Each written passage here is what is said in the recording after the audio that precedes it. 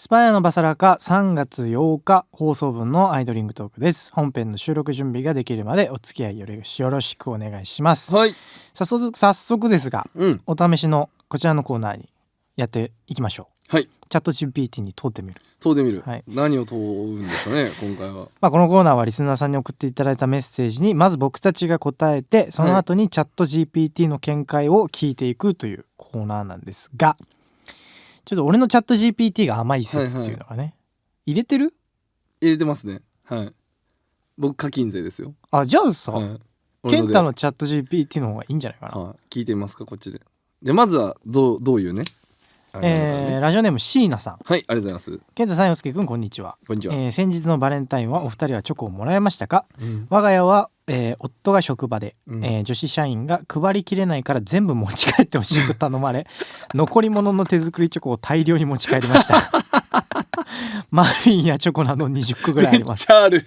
嫉妬云々ではなく、私自身知り合い以外の他人の手作り食品に抵抗があります。なるほどね。お二人は義理チョコレベルで配られる手作りお菓子など召し上がれますが、正直なところ義理なら義理で安い既製品の賞味期限の長めのものをもらってきてほしかったですこんな風に思うのは残酷ですかね。悩みというか普通だというかぼやきですみません面白いね。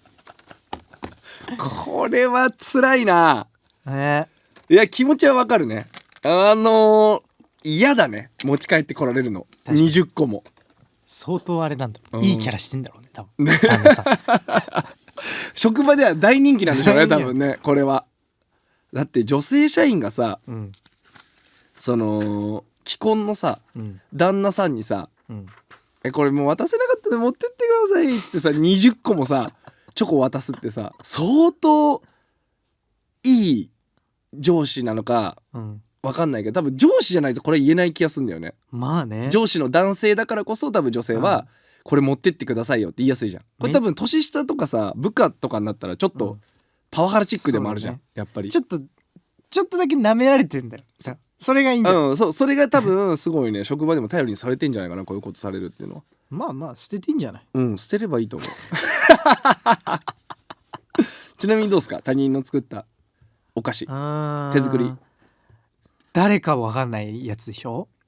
でも誰かがわかんなくはないんじゃない。でもそのさそうか奥さんからしたらそうか、椎名さんからしたらそうね、誰かわかんないね、旦那さんの会社にいる人だからね。だから旦那さんがもうちょっとあれだったな、これは奥さんに気を使うべきだったな。だから椎名さんに気を使って家に着く前に捨てていくべきだったね。捨てるなり食うなり。食うはきついっしょ食うはきついよね20個ね。だ減らすなりね数をしていった方が良かったよね。俺も抵抗はあるな、それはさすがにちょっと嫌だよね。なんかそうだね、抵抗あるな俺は正直。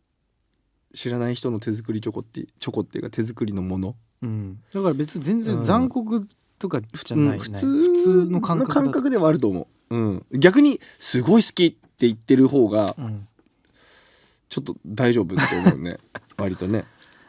これはだから状況によるよね、チャット GPT は。問うてみますか。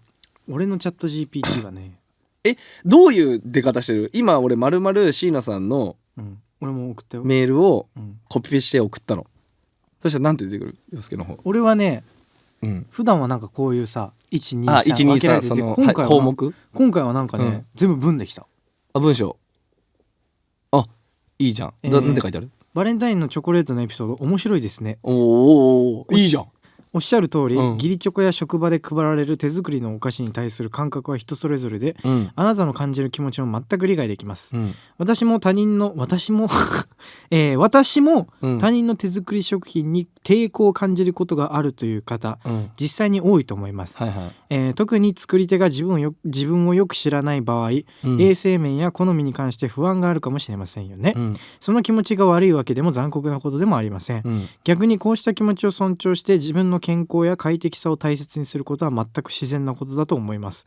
ギリなら既製品の方が安心という考え方も理解できます、むしろ現実的に合理的な意見だと思います。相手もそれが分かれば次回からはもっと気を使ってくれるかもしれませんね、結局のところお互いの価値観や気持ちを尊重し合うことが大事です、自分が不安や違和感を感じるものを避けることは無理をしないためにも必要ですし、それが長い目で見て健康やストレスの軽減にもつながりますよ、義理チョコをもらう場面では無理に食べる必要はないと思いますし、何か気になる点があれば夫と少し話してみてもいいかもしれませんね、それでお互いが納得できるように進めるといいかもしれません。重くない？あれですね、陽介さんの GPT はちょっと長ったらしいですね。ね、僕の GPT からの答えは割と簡潔でユーモアの効いた、そうちゃんと送ってきてくれますよ。途中まではほぼ変わんない、バレンタインのチョコ、こちらは特に何ももらってませんと、それにしてもご主人が大量の手作りチョコを持ち帰ったというのはなかなかのエピソードですね。お気持ちすごくわかります。義理チョコレベルなら市販のものの方が無難ですし、正直その方がありがたいですよね。他人の手作りお菓子に抵抗があるのも全然普通の感覚だと思いますよ。衛生面や誰が作ったかわからないことを考えると躊躇するのは当然ですし、むしろ気にせず食べれる人の方が少数派かもしれません。手作りイコール気持ちがこもっているという考えもあるかもしれませんが、義理でばらまかれるようなものにまでその価値を感じるのは別の話ですよね。正直消費する側の負担も考えてほしいところ、決して残酷ではなくごく自然な感覚だと思いますよ、もしご主人がせっかくだから食べてと勧めてきたら、せっかくならあなたが食べてあげてと笑顔で返すのがいいかもしれませんいいですよ。これが GPT じゃん。あれか、差だね。課金税と無課金税のいやでもGPT さんはなんていうの、こちらが言うことに対してどんどんカスタマイズされていくから、俺は基本的にユーモアのある答えをくれっていうのを毎回言ってるわけ堅苦しいのは嫌だと。調教できんだ。そう調教できるからだからちゃんと文にそういうことね、振りとオチをつけて、ユーモアのある聞いた返答をちゃんとしてくれっていうのをずっと言ってるわけよ。じゃあ俺すごい無機質にそうどうせあれでしょ、質問とかをさ、無機質に入れてこれ何とかやってるだけでしょ、ちゃんとありがとうとか言ってる？言ってない。ほらもうだからだよ、そういうこと？無機質になってくんだよ。これもう俺毎回ちゃんとありがとうとか、それちょっとユーモア足りないからもうちょっとユーモアある返答次はちょうだいねとかってちゃんと言ってるから。じゃあ一応言ってこう。そうするとカスタマイズされていくから、ありがとうって、だからちゃんとオチまでつけてくれるから、うちの GPT は。どういたしまして。お役に立てて嬉しいです、気になることがあればまたいつでも相談してくださいね。心地よく過ごせる方法を見つけられるといいですね。だってありがとうって言った、今考えてくれてありがとうって送った。じゃあ俺も同じでくれてありがとう。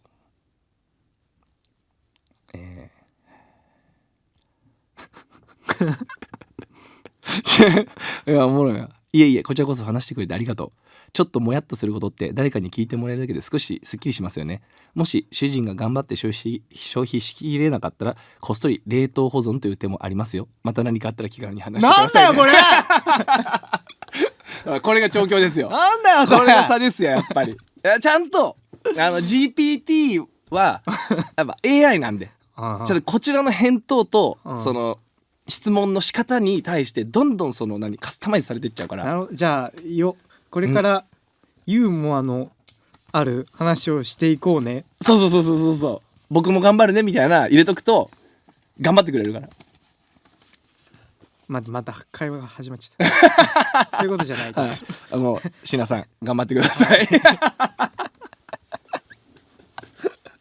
ということで本編収録準備できたのでアイドリングトークここまでです、はい、本編は毎週土曜深夜1時から FM 福岡で放送中です。ぜひ聞いてください。それでは本編の収録へ行ってきます。はい。